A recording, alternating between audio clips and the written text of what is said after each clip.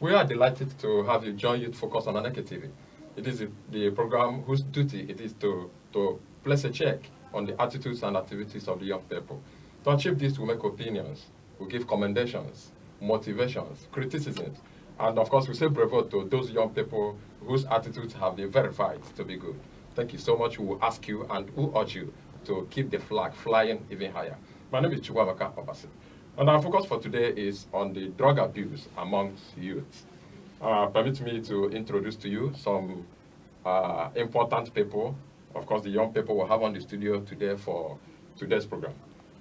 From my left, I have Kinsley Chukwuemeka Chijokim. He is a Lego intern working with near Lego, far away Lagos State. He is also a spoken word poet. You're welcome. Thank you, sir, for having me. And again, I have Wilfred Okeke. He is a developmental consultant. You are welcome on this show. Thank you so much. My All pleasure. right, Willie, let me start with you. Okay. Our topic is drug abuse among youths. Yes. In your own words, what does drug abuse mean to you? Well, in my putting it in my own words and understanding, I would say drug abuse is firstly the improper, use of substances and drugs, in a manner that could affect someone's health, could affect someone's mental health, well-being, and all that. Not necessarily illegal substances, but they could also be legal substances, and also as well as illegal substances. For instance, you have some of them which are outlawed, like marijuana and all that, and some other who are not. For instance, some of the over-the-counter drugs that we go to get for some certain ailments. You see that people find out that some people take it in a manner that could be termed abuse, because they take it in a manner that is not appropriate for the health, for mental well-being, and social order. So not necessarily drugs, any substance at all. All right, Kinsley, are you comfortable with his own definition? Okay, yes, I actually agree with a whole lot of things he said, but let me just give my own definition, which is in tandem with what he said. I would say that meanwhile, it can also be called harmful substance abuse, right? It simply refers to whenever you use anything, any substance, in a way that is excessive, habitual, and like he pointed at, inappropriate, which tends to have negative impact on your health, social well-being, mental development, and all, anytime at all. So it's not just using drugs.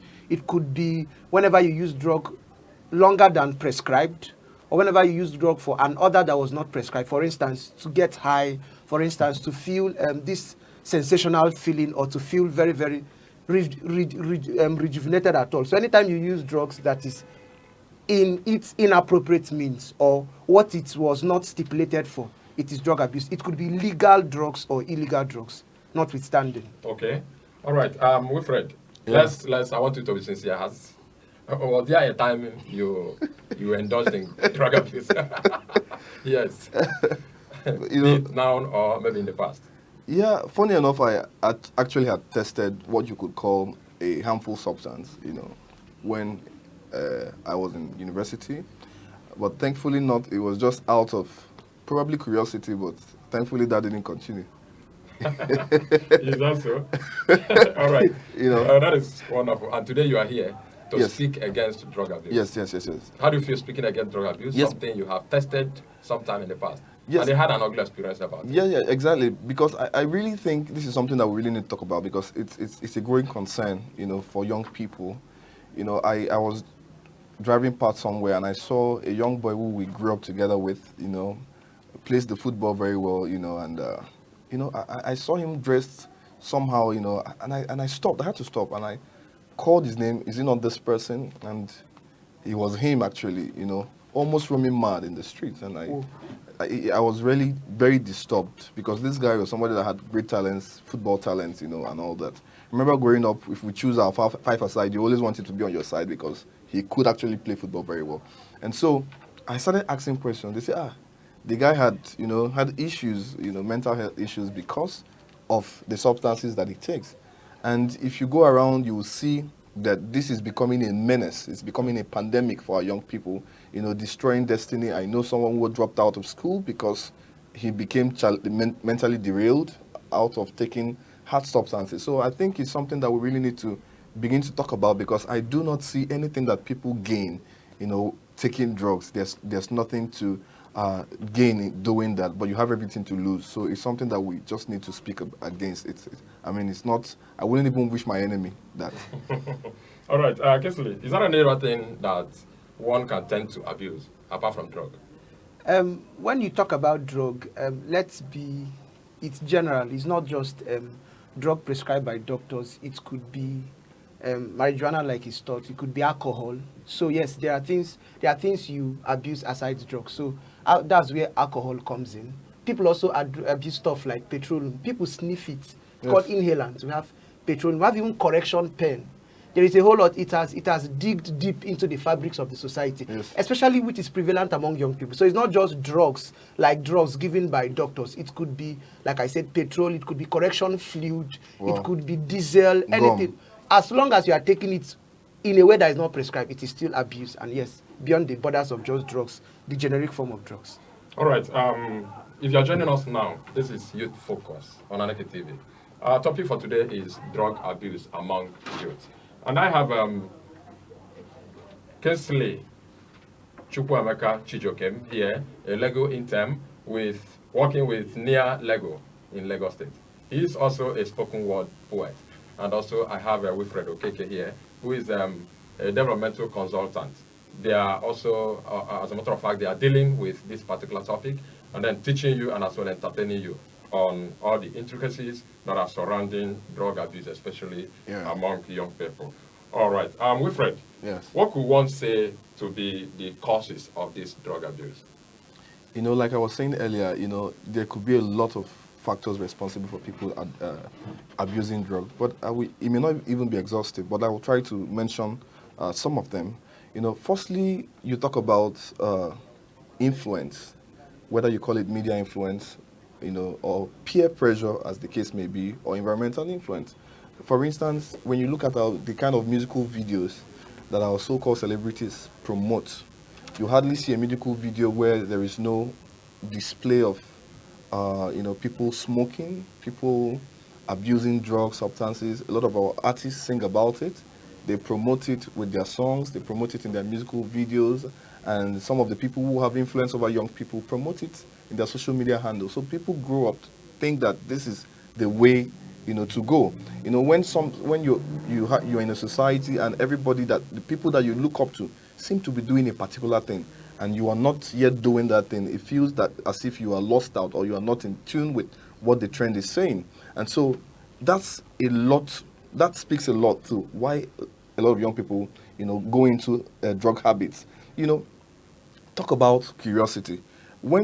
Sometimes you see all your friends do this thing, and you are the only odd person who doesn't do it. So it seems as if you don't even know what's happening, and you want to actually have a taste of it and know what it feels like.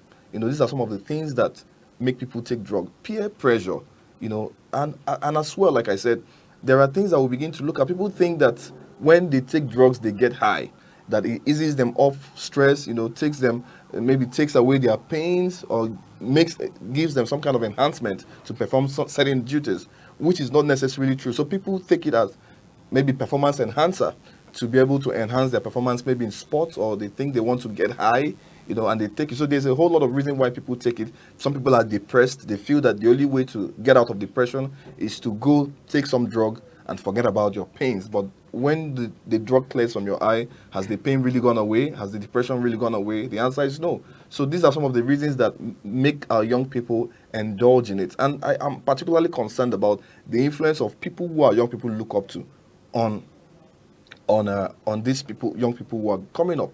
So it's high time to also talk about it. Issues like this, it's very concerning. Put on your television, watch musical videos. Almost 80% of them, you see our artists, on their social media handles, they promote it. And I wonder why government is not beginning to go after some of these people, because they are rendering a lot of lives useless. They are destroying a lot of destiny, and the NDLEA has to, rise to the occasion and ensure that some of these influences go off our media space. All right, thank you so much. Kinsley, if all of the things he has enumerated as the causes, some of them are obvious that people do it because others are doing it, peer pressure. and then all of other people do it just to feel among it because others are doing it and all of that. Is it not possible to conclude that a lot of people go into drug abuse unintentionally? No, we cannot make a generic statement that a lot of people go into drugs unintentionally. And the reason is because part of what he said is not just unintentional, it is intentional. And he highlighted the role that media play in terms of our celebrities. I think it was Peter Druck, who is a popular football commentator rather. He said that culture will eat strategy for breakfast. I think it's been reinstated again by Rufai Husseini. He said culture will eat strategy for breakfast. We have a culture that romanticizes drug users. We have a culture that glamorizes people that abuse drugs. We give them high titles in the society. We give them a high-ranking place, regardless of the adverse effect they're having on our young people especially. So when you have a situation whereby someone who you look up to as a model is intentionally abusing drugs, obviously other people will follow suit. So we cannot categorically say that the reason why people abuse drugs is simply because of that they are being unintentional about it. No, there are causes of drug abuse that are actually intentional. So when we talk about unintentional, it could be stuff like curiosity. For instance, at very tender ages, especially when you see people around your axis who are doing this, and they are like telling you, okay, let's get in now. That is being unintentional about that. But the truth be said that a whole lot of people who abuse drugs actually do it intentionally with their mind, but however, they have a justifiable reason for that. So it's not all unintentional. Okay. Wilfred, could you mention a lot of these drugs we are talking about that have been abused? Plenty of them. You know, he mentioned some of them earlier. You talk about heroin, you talk about cocaine, you talk about marijuana, and funny enough, some other even codeine, you know, which is actually supposed to be a cough syrup. And our young people have a way to discover a lot of these things. Even tramadol, I think. Yeah, tramadol, of course, which is a painkiller, you know, and I think government has actually outlawed it at this point, you know, and a lot of things, there's a lot of discovery, the ones that you don't even know. You know, these Gen Zs have a way of experimenting and bringing up things. So there are a lot of substances that people actually abuse. I had some crazy one that people go to sniff sock-away pits, you know, I mean, that's to tell you the level of decadence, you know. So there's a whole lot of substances that people abuse, and they know that it is harmful. You have the one they call Mburummili, which is about which is about the trending one now, because I think it's actually not too expensive, but it has it could do a whole lot, and so that's and you wonder why things like this are happening. It's really concerning. So there are they know, young people, those watching this program right now, they know those things that they abuse, a lot of substances that they abuse in order to get high. And I mean, it's high time we begin to. All right, Gisli, is there ways to use all of these substances without abusing them? Without abusing them, yes, there is a proper way to do that, and that is, first of all, when it is done, if it is drug like we know drug, like tramadol and paracetamol, which he talked about, that is a painkiller. When it is done, first of all, is within the jurisdiction of a doctor's prescription. However, we have a climate in Africa where everybody is a doctor. For instance, if an average person, once you are sick, you suspect it's malaria, it's typhoid, okay, it is this. And because you know that we live in a system whereby if you go to the hospital, first of all, there is 20K for consultation to get a card. So before you see the doctor and before you go through that route, it's better you become a premature doctor and save your life first of all and start taking drugs. So is it actually saving lives? Within the confines of what they know as saving life, because so you just go to a drug chemist and tell him mix drugs for me and tell you how is it, you tell him the signs and symptoms and he gives you something. So, but when we take it with doctor's prescription, but the problem is that doctor's prescription is almost golden to get now. Because of the rigorous, even the bureaucracy, you see that government institutions are always on strike, and when they come, they are very lackadaisical about performing their actions. So this influences them. So when you take it, first of all, within the doctor's prescription, it's not an abuse. Secondly, at the time and within the duration of prescription. So it's possible they told you take this drug for 7 days, and you're like, oh wait, what is doing me serious? So instead of taking one, you take it two. And even after it is done, at times there are drugs you take, it is sweet. So you tell, let me just continue this thing. So it is now abuse. So, but when you take it within the prescription, and finally, when you take it for its particular purpose, For instance, there are drugs that are pain relief medicines. They are not to get you high. So people take it for enhancers, whether it's sexually, whether it's for sports, whether it's, we've had a whole lot of cases even in sports like that, right? So when you take it within the jurisdiction of what it is meant to do, yes, when it is its purpose, then it is not abuse. But let me also point out that, there are some other substances that are outlawed. Okay. For instance, you talk about the cocaine. These are outlawed substances. Even cannabis at the moment is outlawed in Nigeria. So whether you just take a sip of it, or maybe it's actually an abuse, because these drugs are outlawed. Yes, they are illegal. They are illicit drugs. So let's also get that right. So when you take even the alcohol, for instance, there's a way you take alcohol, it becomes abuse, right? When you take it in levels, in the excessive levels where you get intoxicated, that could actually be abuse. Sometimes you go to occasions, and because there are free drinks, you take 10 bottles, and because you don't have to pay for it, that's actually abuse. Sometimes some people will tell you, this drug makes them sleep. So anytime they feel that they are stressed, they go and take it, and because they want to sleep. And maybe sometimes you feel some symptoms in your body, you don't even know what it is. You go, and because you can get drug over the counter, you get a drug. These are various ways that people abuse drugs. Kisly, you mentioned something, that at sight, someone is sick. The next thing is, it could be malaria, it could be typhoid. Such person, being a doctor of his or her type now, will say, buy so and so drugs. At buying it, the malaria or the typhoid or whatever, we'll go. What do you have to say about that? Okay, first of all, not a possibility. Has it not worked? First of all, is that I think I discovered something phenomenal. It's called the placebo effect in psychology. That I think they tested it somewhere, I don't know, in the criminal, whereby they said, we'll kill you with a viper, right? You have been sentenced to death, right? So they said, what will kill you with is a viper, a snake. So they said to him, okay, they closed his eyes and used a syringe, like a syringe. But they noticed that syringe actually had the effect. What was in his blood is actually venom that he died of. So which means, actually, when you believe something, it is both spiritual and psychological. So when you say, this thing will actually cure me, there are some elements, because people are doing it because it's working. In as much as it's not appropriate, you cannot still downplay the result they are getting. So we don't advise that, because obviously you are not a doctor. There are people that are licensed to do this. However, because of the prevalent and peculiar circumstances we have, especially in our country, whereby before you actually get to see a doctor, you would pay hell out of it. So what happens is that people resort to becoming their own doctors. I would say it is not advisable. However, we cannot actually doubt the fact that people, you see, how is he doing? Okay, it's fever, it's malaria. Just go to Oga, this person. Just go to Doc, who actually spent 6 years learning how to mix drugs, not getting any certification in school. So because there are results that these guys are getting from this, it will continue, and it is culture.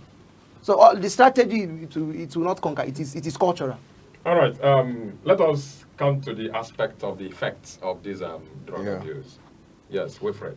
The effects of drug abuse. Well, on the user, on the user particularly, you find out that there's high prevalence of things like crime, because most people, before they commit crimes, they get high on drugs, because most of the things that they do, somebody may not be able to do, in a clear eye. So it's actually very typical that people who abuse drug are very volatile to crime. For instance, you find out that, and again, because when you abuse drug, it has the tendency of leading to, becomes a habit, and you ask yourself, how do they actually meet up with the demand? Some of these drugs are actually expensive. That's funny enough, some of them are actually expensive. So in order to meet up with buying, it's actually become addictive. So you formed it as a habit, you just need to do it. And sometimes when you don't even have money, some of them go as far as looking for something to steal to be able to raise money to meet up with the demands of drug. So you find out that it has a way of increasing crime rate. And of course, it has effects on health, especially mental health. A lot of people who are mentally derailed is actually as a result of abuse of drug.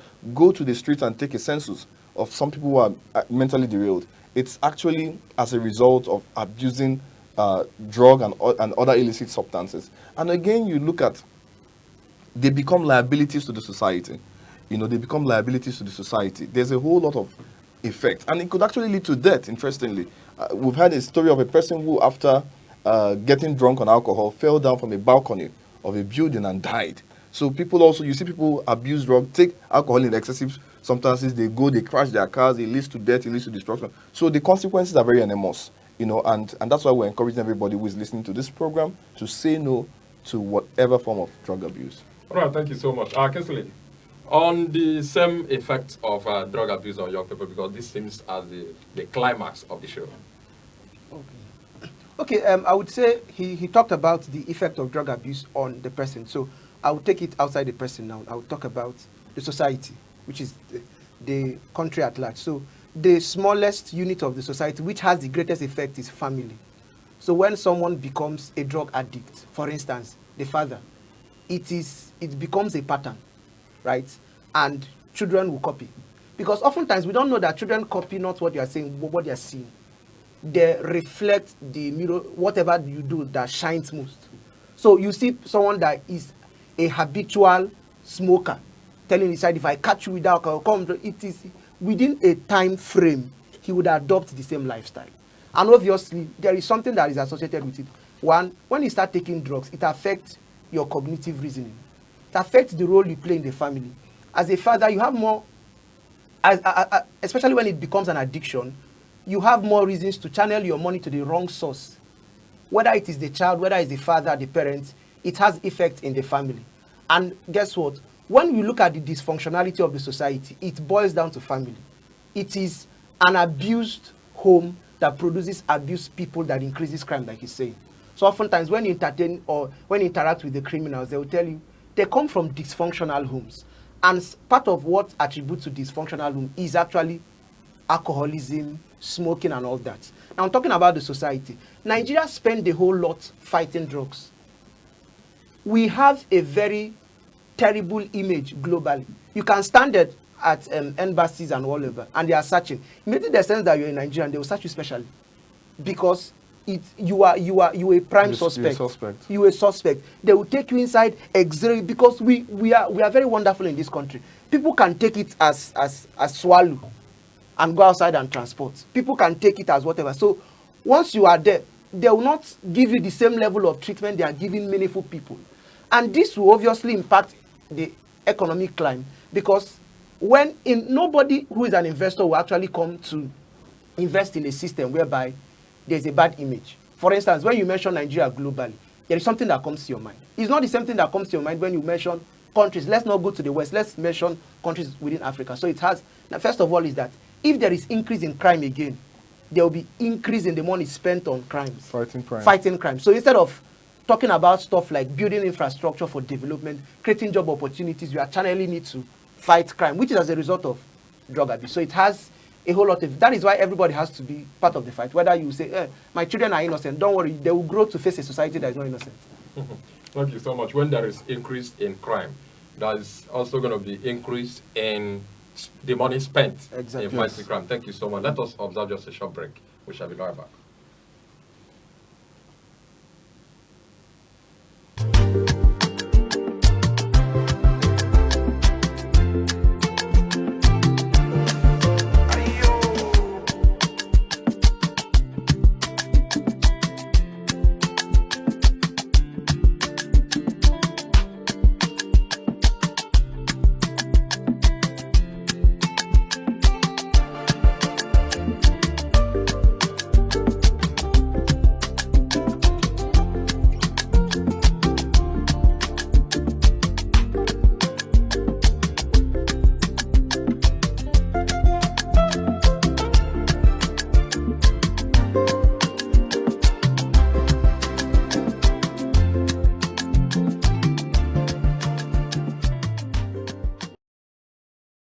All right, back from the short break. We are still on the program Youth Focused on Aneke TV. Our topic for today is drug abuse among young people. And in the studio with me is a Lego intern working with Near Lego, all the way from Lagos State. He is also a spoken word poet. His name is Kinsley Chukwemeka Chijokem. And I also have a developmental consultant, Wilfred Okeke. They have gone far in discussing this important topic. Continuing, before we went on the short break, we were talking about the effect it has on the society. Yeah. And we made mention of the fact that when the crime rate is very high, the money spent in fighting crime will also be very high. And the effect of crime itself will also be very high. Then you mentioned something before we went to the short break, that something that has to do with parents abusing these drugs, even in presence of the children. That's what somebody said sometime in the past, that even the criminals wouldn't like their own children to grow and become criminals. That's to say, a parent that abuses these drugs wouldn't like even the sons and daughters to grow and do what? Abuse drugs as well. There was the possibility of a parent who abuses drugs to train children who abstain totally from drug abuse.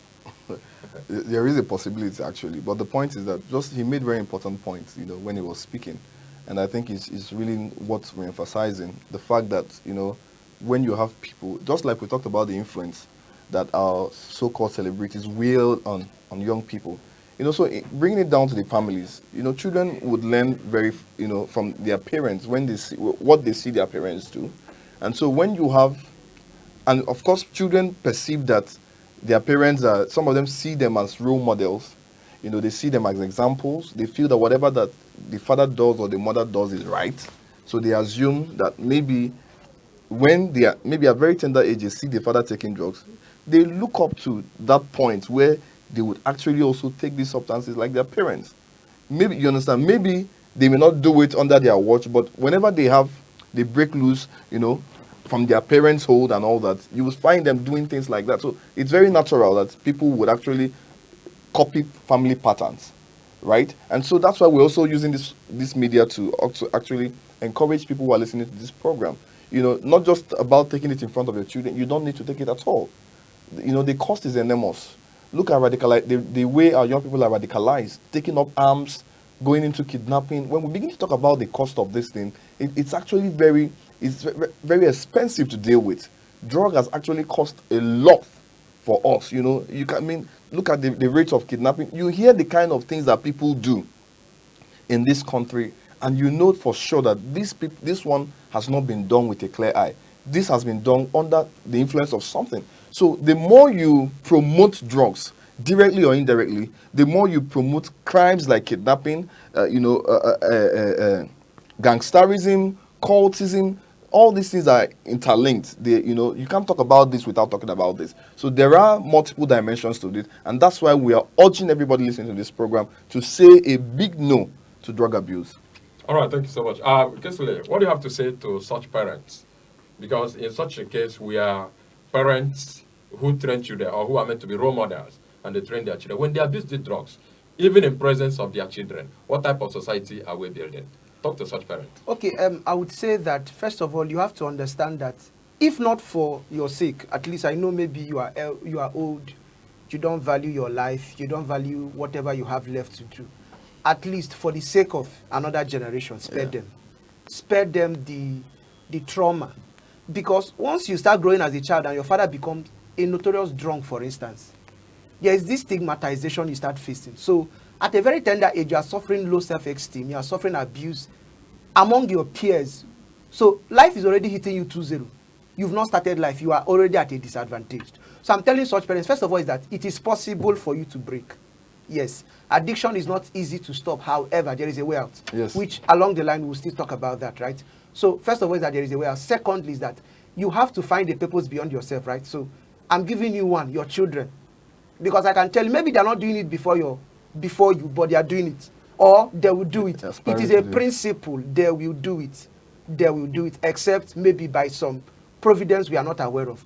But the fact is that you are a model. And the reason why you're a model is because you are the first influence that happens to your seeds. So just in case you are watching this program, we are encouraging you to try as much as possible to stop gradually and then be very intentional about that. And within a specified number of time, obviously, it may not be so easy. You break out. And that will be a victory for you and your generation. Thank you. Thank you so much, Kesley. Wilfred, Yeah. a recent research findings Yes. has it that this drug abuse is more prevalent now amongst young people than before. What could be the reason? A lot of reasons could be said. One is that you have gaps. We have agencies who are supposed to enforce, drug laws and all that, prohibition and all that, how effective are these agencies in the discharge of their duties? For instance, the NDLEA, which is supposed to be the lead agency, drugs are very accessible now, unlike before. When you go to, well, we live in Enugu, when you go to the major market, go to Gariki, for instance, everybody growing up knows where to get this in. And then you wonder, where are the people who are supposed to check these things? Because if it is not readily available, people would not have it to abuse. But the problem right now is that it is almost as if when you walk into a provision store, you can get an illicit drug. So where are the people whose responsibility it is to actually check the distribution and the production of some of these substances? So there is a gap, and people have leveraged that gap to be able to actually have to be abuse this in a manners that have not been seen before. So these are some of the reasons. And like I also said, back in the days, when you look at your TV, you see a lot of things that instruct you, that help you, that motivate you, that inspire you, to becoming, great in the society. But there is this total collapse of morality, a total collapse of morality. And that's why people throw out bad examples. Something very funny about life is that, sometimes when plenty people do a particular thing, it feels that thing is right. If we're about 20 living in the community and 19 of us abuse drugs, it seems as if drug abuse is right. A normal thing. Then, yes, it becomes normal. So the only person that will look abnormal is the person who doesn't do it. And that is where we're heading to. So there is this collapse of morality wherein people promote these values. When companies want to give endorsements, who are the people that get these endorsements? To promote their brands, to promote their commodities. They are people who have negative influences on our youth. Go to social media. Who are the people that has the most followership? They are the people who have negative influences on young people. And government must have a way to rise up to begin to check some of these excesses. If not, our society will continue to collapse onto a point where we will not be able to pick up the pieces again. All right, Kingsley, you made mention of National Drug Law Enforcement Agency. Let us simply get hold of their functions in the society. Okay, first of all, maybe for knowledge sake, the NDLEA, National Drug Law Enforcement Agency, was enacted by Decree 48 of 1948 by IBB's government, Ibrahim Badamasi Babangida. So it's actually an agency that was statutorily saddled with the responsibility of, first of all, enforcement of drug laws. So which means fighting all forms of drug dealers, right? And beyond that, they also investigate crimes related to drugs. So yes, they are the lead agency that are in charge of fighting drug dealings in terms of abuse and all. So what the issue is that when you talk about their function, it will be a burden. Now their function is strategy. Another thing he talked about is culture. So you cannot use strategy to fight culture. So if I'm to say, let us focus on culture, which is something he talked about, which has to do with transformation is easier from a point of reference. So what I mean is that if you keep watching this person now, okay, let me give a factual instance. In the year 2023, Hilda Basi broke a record, cooking or whatever that she did. In less than 2 months, Guinness World Book of Records wrote to Nigerians and said that they are tired of us. What happened? That within the space of 2 months, Nigeria has submitted 1,500 applications. Why that was possible was because there was a point of reference. So they saw this lady do this, and everybody became enthused. I can do this. And we are seeing very weird competitions. We had stupid twerkathons, we had readathons, we had leadathons, we had several things on earth, both good ones and bad ones. But the truth is that there was a point of reference. When we see the point of reference that our young people look at, it is a whole lot of duty on how many people are under the NDLEA. Give them guns, give them CCTV cameras. They are just a minimal number in the societal decline. So we will be able to judge what they are doing better if we tackle culture, at least so that whatever they are doing will count. When you have an average of 2 million people abusing drugs, and for instance, this is not statistically proven though, and then there are just 10 people in the LEA, that's a whole lot of burden. So yes, there is a statutorily organized body, which is NDLEA, that is saddled with the responsibility of fighting drug and drug-related crimes. However, the burden is too much because of culture. So we should focus on culture. Then, when culture has been exhausted, we can come back to strategy. All right. We have established the fact. One Yeah. is that the National Drug Law Enforcement Agency is the lead fighter of drug abuse, and it is a whole burden on them. Yes. Let us look at other functionalities that could help them. As the case may be, talk of doctors, talk of parents, talk of therapists, as the case may be. Who are other functionalities that could be there in their own little ways to help in fighting drug abuse? A lot. In fact, the menace of drug in our society has become a national emergency, I would say. And personally, it gives me a lot of concern. So I think at this point, it is not something that we're going to leave solely for the NDLEA. Everybody has to come on board. You know, just like we're discussing this today, this is a medium where we can actually educate people on the dangers of drug abuse. And so we call on every other person. Churches need to begin to talk about it. You know, schools need to begin to talk about it. Take decisive actions against, you know, maybe peddlers of this drug. Government has to come. Everybody, civil society, there has to be collaboration. And also parents as well in the family need to begin to talk to their children. You know, sometimes you need to monitor the activities of your children. There was a video that trended the other time, you know, in a school in Lagos where children were caught on camera smoking, you know, illicit drugs. I mean, children in secondary school. So that's to tell you the level of decay. So this is no longer a function of the Drug Law Enforcement Agency alone, or maybe the police or whatever. It's a function of everybody coming together. This is actually destroying a lot of lives of young people. Drug is actually destroying a lot of. I'm so pained because I know personal instances, or I have personal experiences of people who have, you know, people who have truncated their destiny as a result of abuse. So this is a national emergency, and at this point, all hands must be on deck in fighting this menace. At this point, all hands must be on deck in fighting the menace. We are calling on everybody to do what? To join hands. To do what? Fight drug abuse. But let me bring it this way, Kinsley. Do you think, while we have called on everybody to join hands in fighting drug abuse, do you think there will be a time, supposing everybody cooperates, can there be a time when drug abuse will be absolutely eradicated in the society?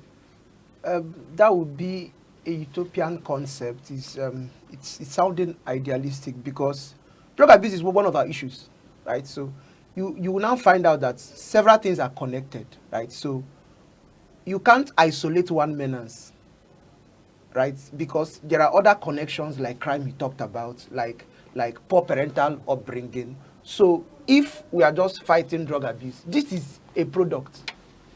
That's not the process. The process, there is a whole lot that goes in. It could be stigmatization, it could be dysfunctional homes, it could be corruption in the neighborhood and all. All of which we have mentioned. All of which. So when we say a time come where we would not have any issue of drug abuse, it's sounding idealistic, right? However, we are just seeking for a time whereby we will not have so much results negative-wise about drug abuse like this. So if we can bring it to a minimal level whereby it is unheard.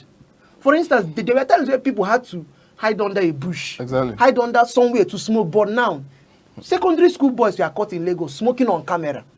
It is to tell you that it's no longer something. It's a norm. It's not norm. It's now something of pride. In fact, there are times where you are rated. People place nonsense bets. I know someone that died because of, they told him if you drink 50 bottles or 20 bottles, look at the amount. He kept drinking till he slumped there and died. So it is now something of pride. Then what happened to the money? Obviously, he would go and meet whoever he meets there. He will go and meet God and explain that to him. So it is outrageous. People define manliness or manhood by what you can do in terms of alcohol. You are not a man. Someone told me that I'm not a man, that I forget that. I told him, no problem. Carry your manhood and be going. Just go. So when it's that bad, no. It's something that it is only ideal to believe. However, we want it to still become something absurd to say, I smoke, I abuse drugs. Like, we want to start hearing, really? How are you doing this? Like, we want it to start sounding strange. So we are okay with that level, at least for now. Now, when we get there, we can now start talking about. All right, Kinsley, I've spoken your mind. Wilfred, I don't know how much you believe him, that it is a whole gigantic thing to say we'll absolutely eradicate drug abuse in the society. Yes, I'm looking at that as a possibility. With time. well, we believe, we hope, that one day it will be a thing of the past, but the goal really is to ensure that we reduce it to the barest minimum, to ensure that, we disrupt the supply chain so that people would not find it readily, in provision stores to buy, so there's a whole lot of work to be done. So our prayer really and our hope is that we can bring the abuse of drug to the barest minimum. And that's what we're pursuing. All right. In the program, we have commissioned church to step up the game in working against drug abuse. We have also commissioned schools to do that. We have commissioned parents as well to do that. Yes. Is there anything you want the government to do? Is there a way the government can come in to do their own quota? Okay, first of all is that the government should inculcate it more practically in the school curriculum. The educational system we have here is that's not the subject of the discussion, but we can do more. We can do more by these things are in social studies, but what we are using is what we used 50 years ago. We are not, there's drug abuse as a social studies course. In fact, as I was preparing, I still remembered definition of drug abuse because these things are outdated. Let us inculcate in the educational system by the government, obviously, more practical things that can stop this. Because obviously, when people are groomed to know that this is dangerous, and when they are truly groomed, there are more possibilities that they would not go outside the society doing that. Secondly is that the government can actually sponsor people, NGOs, non-governmental organizations and faith-based institutions that their job is actually to fight this. So empower them with resources that helps them to reach out to the unreached. There are places where the government may not be able to go because of some reasons, right? So there are places where the government can empower people who are already, I know that there are NGOs that are in existence that are actually doing this. So the government can come in by empowering them with resources, both human and material. If I may add to this conversation, I also think that the government can take what I could call decisive action. We've handled this issue of drug abuse with Kids Globe, and that's why it has, persisted. So government can actually be more proactive by taking decisive actions. For instance, if you want to run, and I had NDLA say that at some point, if you want to run for public offices, you are made to go through a drug test. For instance, schools can mandate students in their institution to go through periodic drug tests. And if you are found, guilty of abusing a drug, a decisive action can be taken like expulsion from school so that people will know that we are serious here. If we don't treat it with that kind of approach, my fear is that it may persist. Do you know my issue? The issue I have is this. At this point, expelling somebody from school, what next? Is it not a leeway to joining other gangs outside? It will serve as deterrent. Sometimes people don't obey laws because they want to obey laws. When you make laws laws are supposed to be deterrent, so that you would actually be deterred from committing that. For instance, we live in Enugu. If you disobey road traffic rules in Enugu, whether you're rushing to somewhere, you can be sure that MOT officials would apprehend you and make you pay for disobeying the traffic law. So next time, if you're caught in traffic offense and you're made to pay 25,000, even if you're rushing late to work, you're forced to obey because there is some kind of a reprimand available for you. So when there is such kind of reprimand mechanisms in place, people will be deterred. That's what we're trying to say. Let us have something in place. Beyond the talking about it, it's important to talk about it. It's important to create awareness. But we should also, there are some countries that drug offenses are capital punishments. That when you are caught, because you are destroying the future of young people. For instance, the young man I talked about, who the parents has invested a lot training in school in law, and suddenly you're dropping out of school because you're no longer mentally okay to continue studies. That could continue for life. Some of them don't even get out of some of those the mental illness for life. So these are people's lives that are destroyed. So we must be very hard in dealing with it. All right. If you ask me, I would say you have done justice to this particular topic, drug abuse. Yes. You have spoken at length, teaching people about everything about drug abuse and its effect and everything that has to be done to get it eradicated to the barest minimum as much as we can. But before I let you guys go, Kingsley, what do you have to say to the youth outside there who has indulged in drug abuse and is listening to us now?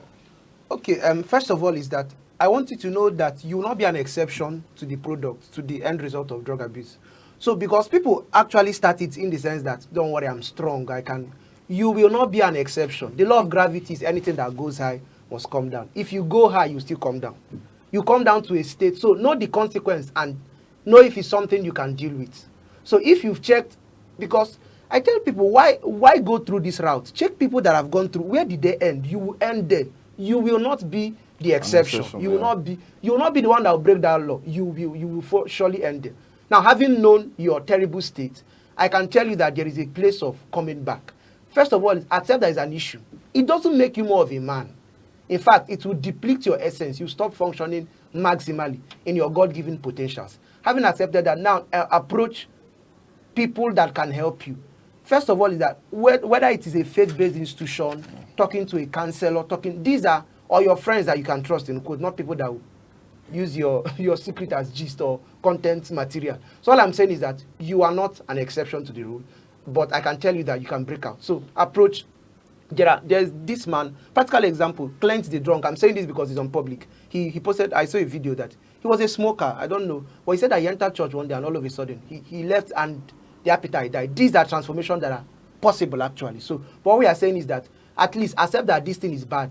Some people think it's a way of proving manliness and all that. So when you accept that it's a problem, you have actually solved 50% of the challenge, and then you can now embrace institutions and maybe avenues that can rehabilitate and actually help you walk through the whole healing. All right, that's process. taken. Wilfred, on a conclusive note. On a conclusive Speak note, to that youth yes, who is yet to get involved in drug abuse. Okay, well, on a conclusive note, I would say from experience, there is nothing per se to gain in abusing drugs. So there's no point doing it in the first place.